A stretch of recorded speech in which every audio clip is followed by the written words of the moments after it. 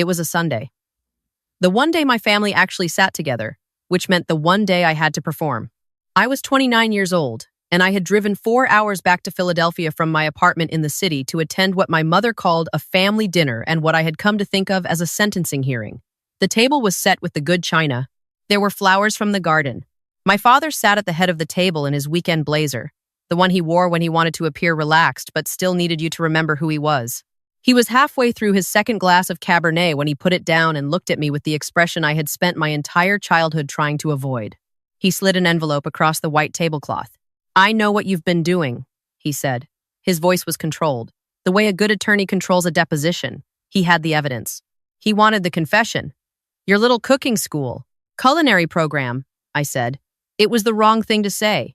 He leaned back in his chair. His jaw was tight. "You dropped out of one of the top law programs in the country to play chef. You walked away from a position at my firm?" "My firm. Do you understand what I'm telling you? You are throwing away everything I built for you. Have you ever had someone look at you and see only the version of yourself they needed you to be? Let me know in the comments, because that look, that exact look, is something I have never been able to forget." My mother touched her napkin to her lips. She didn't say a word. She never did when he was like this. Silence was her way of agreeing without having to own it later. My brother, who was sitting across from me and who had already made senior associate at my father's firm at 27, kept his eyes on his plate. My father continued. He was not yelling. He didn't need to. "If you walk out of that program, you are on your own. I will not fund this. I will not support this. And you will not have a place in this family until you come to your senses. I want you to understand what that table felt like."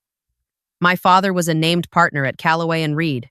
His name was on the building 2 blocks from City Hall. My mother had developed half of the residential real estate in the mainline suburbs of Philadelphia. My brother was already on track to make partner before 35. We were a Callaway. That meant something in this city. It meant everything to them. And I was the one sitting there with flour residue under my fingernails and a portfolio of catering events I had been building quietly for 8 months. "I told you what would happen," my father said. And then he said the part I had always known was coming, the part that had been waiting in that house for years, like a cold draft through a cracked window. Either you get back in line or you find somewhere else to be. I looked at him for a long moment. Then I pushed back my chair, folded my napkin, set it on the table, and walked out. I did not cry in the car. I drove back to my apartment with the windows down and the radio off, and I felt something I had not expected to feel. I felt relief, a clean, terrifying, wide-open relief, as if someone had finally said the thing that had always been true, and now at least I didn't have to pretend I didn't know it. Growing up, Callaway meant growing up inside a very specific kind of machine. My father ran his family the way he ran his courtroom. Everything had a purpose. Everything had a precedent. You did not make emotional arguments. You made strategic ones. When I was 12 and I told him I wanted to take a cooking class at the community center, he told me that was what weekends were for, people without direction. When I was 16 and I threw a dinner party for my school friends, making everything from scratch, my mother came into the kitchen afterward and said, quietly, that it was a lovely party, but I should be spending that time on my academics.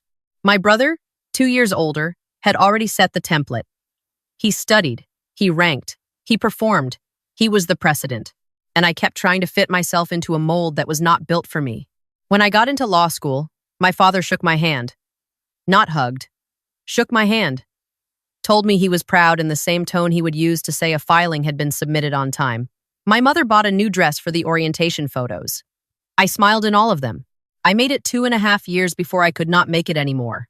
It was not a dramatic realization. It was just a Tuesday morning when I sat in a lecture on contract law with a notebook in front of me. And I opened that notebook, and instead of notes, I had a full menu. 3 courses, specific ingredients, wine pairings, a seating layout. I had been unconsciously planning a dinner party in the middle of class for 6 weeks without noticing.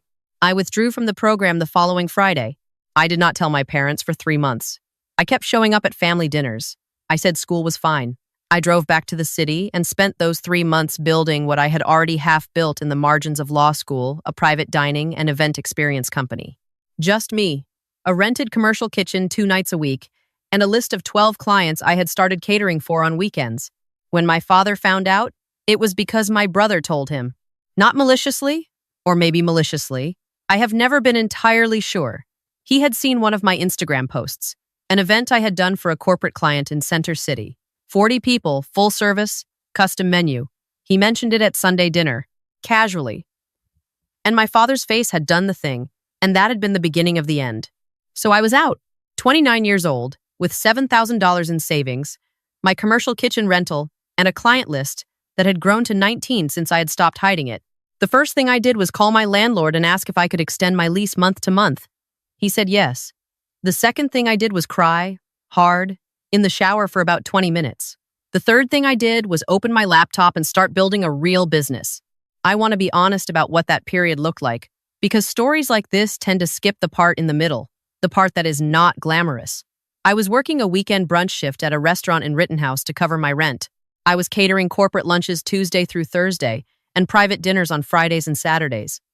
I was sleeping about 5 hours a night. I was eating whatever was left over from events. I was negotiating with vendors by myself, handling my own bookkeeping, designing my own menus, and training the 2 part-time assistants I had brought on with money I did not entirely have yet. And in those stolen hours between the restaurant shift and the catering setup, I was building something different. Something I had been thinking about for 2 years but had never had the space to take seriously. It was not just catering, it was immersive dining, private events where the food was only part of the experience. The table design, the lighting, the flow of the evening, the story of where every ingredient came from. I was treating a dinner party the way a theater director treats a production. Every element intentional, every moment designed. I called it Hearthline. My first major client came from a referral. A woman who had hired me to cater her daughter's engagement party told her colleague, who was the events director for a regional hospitality group based out of Nashville. They were opening 2 boutique hotels and needed someone to design the culinary experience concept for both properties, not just menus, the whole sensory architecture of how guests would experience food in those spaces. I drove to Nashville for the meeting in a car that needed new brakes. I wore my best blazer. I had a presentation I had built over 4 nights without sleep. They hired me on the spot. That contract was worth $460,000. It was the first time I had seen that number attached to my own name. I sat in my car in the parking garage afterward and did not move for about 10 minutes. Then I drove back to Philadelphia, gave notice at the restaurant, and started building Hearthline into what it was always meant to be. The next 2 years went fast and slow at the same time, which is the only honest way I know how to describe that kind of work. Fast because the momentum was real. We expanded the concept. We were designing culinary experience identities for hotel brands, restaurant groups, private members clubs. Slow because I was inside every decision, inside every negotiation, inside every hire. I had moved to Nashville by then. The city suited the work. There was an energy there, a genuine intersection of food and music and design culture that felt like the right environment for what Hearthline was becoming. I found a studio on the east side. I found a community of people who were building things outside of the traditional structures. I found a business attorney named Grace, who became my closest advisor and, eventually, one of my closest friends. I also met my business partner. Her name was Priya.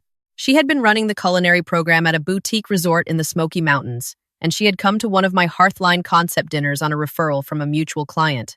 She stood in the back of the room for about 20 minutes, watching how the evening unfolded, and then she walked over to me and said, very directly, that she had been trying to do what I was doing for 3 years, but from the wrong angle, and would I want to talk?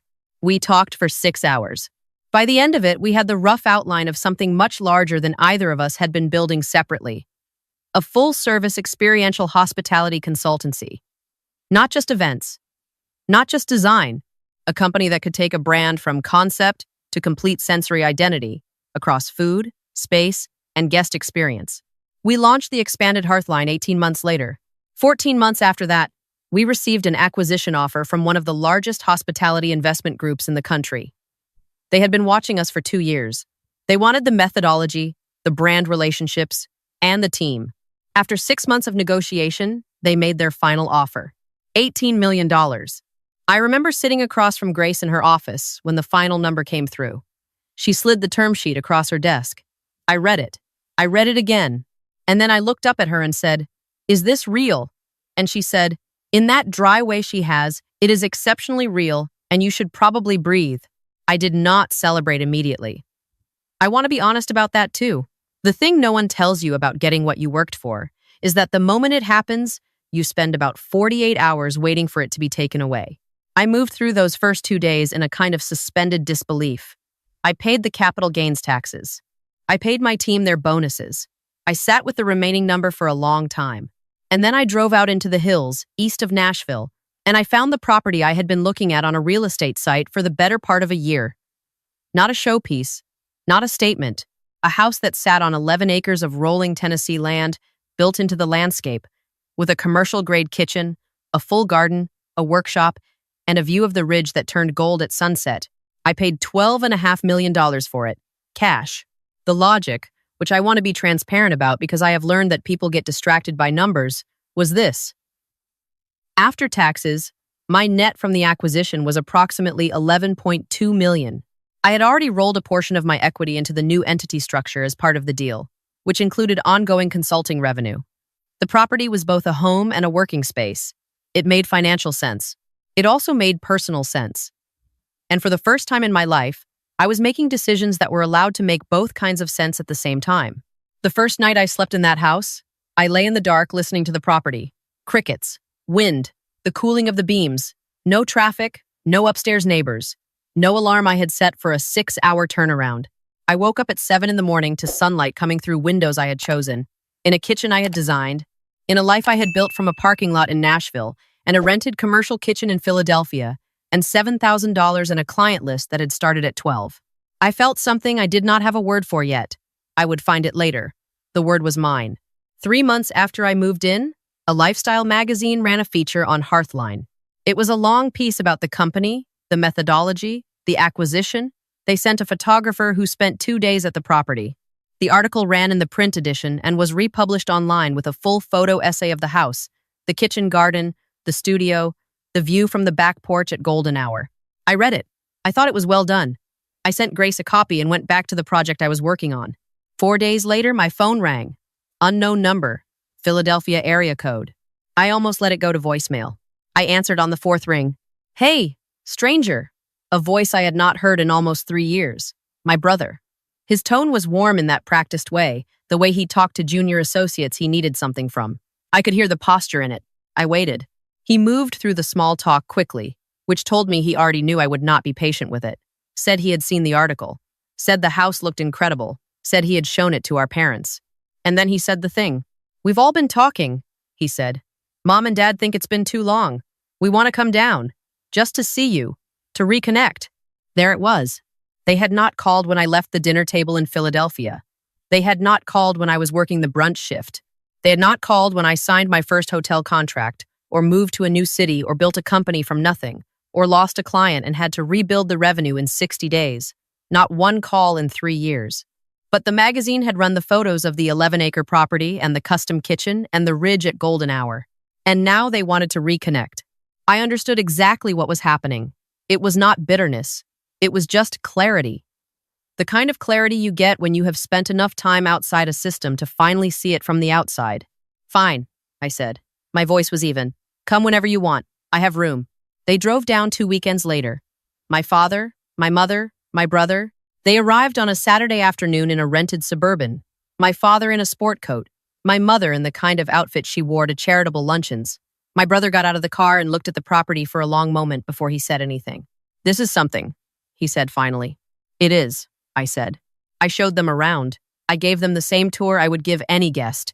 The kitchen, the garden, which was in its fall production cycle. The studio, where I was developing 3 new client concepts. The main living space, which was warm and imperfect and full of things I had collected from the artisans I had worked with.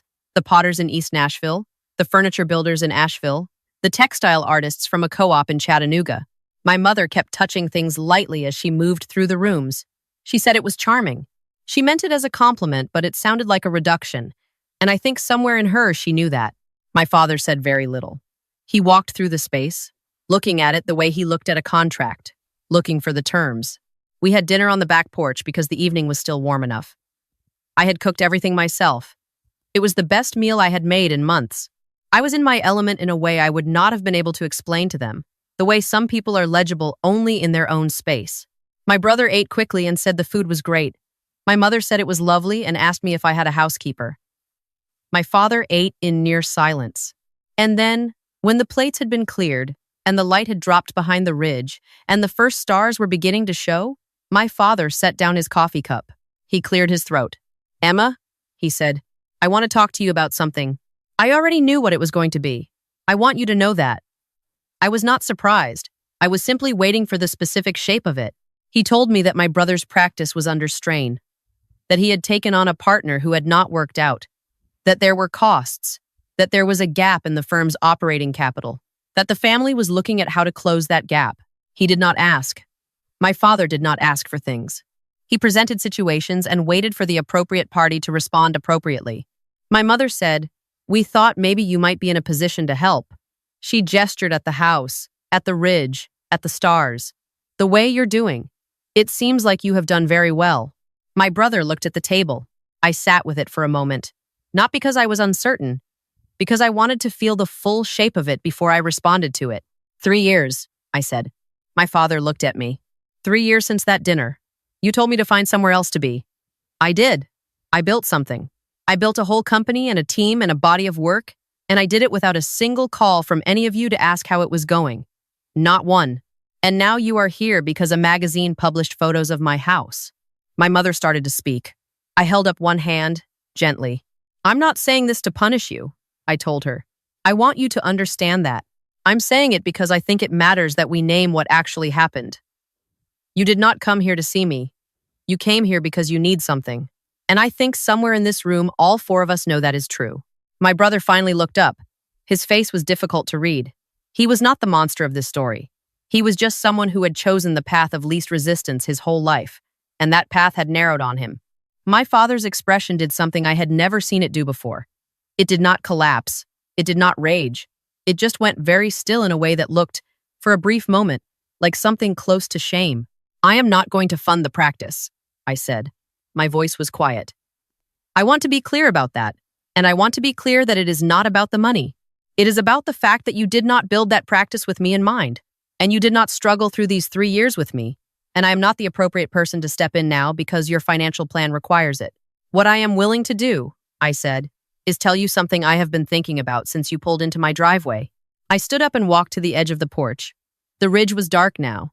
The stars were out fully. "I have been thinking about why I was so desperate for your approval for so long. I genuinely wanted it. I wanted to be the Calloway who made my father proud. And the thing I finally understand is that your approval was always conditional on a version of me that was useful to you, not a version of me that was real. That is not a family. That is a staffing model." I turned back to them. "The reason I am standing on this porch right now is because I stopped trying to be useful to your plans and started trying to be honest about mine. And the honest thing is that I belong here. In this city, in this work, in this kitchen. I belonged in it since I was 12 years old, planning dinner parties. And you told me that was what people without direction did with their weekends." My father was quiet for a long time. Then he said, quietly, almost to himself, "I did not know it would come to this." "I don't think you did," I said. "I think you made every decision you made with the best logic you had. I just think the logic was wrong about what a family is supposed to be. The guest rooms are ready if you want to stay," I told them. "You are welcome here, but I think you should know something before you decide." I paused. "I am opening an apprenticeship kitchen in East Nashville next spring. It is for young people who don't have a path into the culinary industry. Kids who are told early on that what they love is not serious, that it is not a direction. I am funding it myself. I am building the curriculum with Priya and 3 other people in the industry who believe in it. That is where my resources are going. That is my investment. Not because it is the smart financial play, which honestly it is not, but because it is the right architecture. It builds something instead of extracting from something. That is the difference," I told them. "Between the life I grew up in and the life I am building, one is about protecting a name. One is about growing something forward." My mother had tears in her eyes. I do not think she fully knew why. My brother said, very quietly, "I'm sorry." Just those 2 words. Just sitting there. And I believed him. My father stood up. He straightened his jacket. He looked at me for a long moment with an expression I could not entirely decode. Not pride, not defeat. Something in between that had no clean name. He said, "You turned out better than I planned." I said, "I turned out better than your plan." He almost smiled. Almost. They stayed that night. My mother helped me with the breakfast dishes the next morning, and we talked, carefully, about small things. What the garden produces in late fall. The best way to get from Nashville to the airport. She asked about Priya, and I told her a little about how we had built the company together. And she listened in a way she had not listened to me in years, maybe in a way she never had. My brother and I sat on the porch for an hour before they left. He told me the practice was not just financially stressed. He told me he was not sure he actually wanted to be a lawyer. He had just never stopped long enough to notice. I told him that was something worth knowing, that it was not too late to figure out what he actually wanted, but that he was the only one who could do that work. He nodded. He said he would think about it. I believed him, a little. They drove away just after 11. I stood in the driveway until the Suburban was gone, and then I went back inside and made myself a second cup of coffee and stood in my kitchen with the windows open and listened to the property. That was 8 months ago. My apprenticeship kitchen is on track to open in April. We have 17 young applicants for the inaugural cohort, 14 of whom have never worked in a professional kitchen, and several of whom were told by someone at some point that what they loved was not serious. Grace is on the board of the nonprofit we established to run it. Priya is designing the advanced curriculum track. My brother called me last month, not to ask for anything. He said he had started working with a therapist and was thinking about a career transition and just wanted to tell me. I told him I was glad. I meant it. My parents have not called. I think that is probably the right pace for where we are. Some distances close slowly. Some don't close at all. I am not waiting for it. I have stopped building my life around the possibility of their approval, and I am aware every single day of how much space that cleared. Priya comes over on Wednesday nights. Grace comes on Sundays. On the first Friday of every month, I host a dinner for the people I have met here. The potters and the builders and the designers and the chefs and the musicians, the people who are making things in this city from the ground up, the people who chose their own direction. We eat at the long table in the kitchen with the windows open. We make too much food and we eat all of it and we stay too late. Those are the best nights of my life. My name is Emma Calloway. I was told to find somewhere else to be, and so I did. I found a place that was built around what I actually am, instead of what someone else needed me to be. I built a table big enough for the people who actually showed up. And I learned that the difference between a family and a legacy is this. A family is what you choose to keep building, even when it costs you. A legacy is just what you leave behind when you stop. So here is my question for you. What are you building? And who is sitting at your table? Tell me in the comments. I read every single one.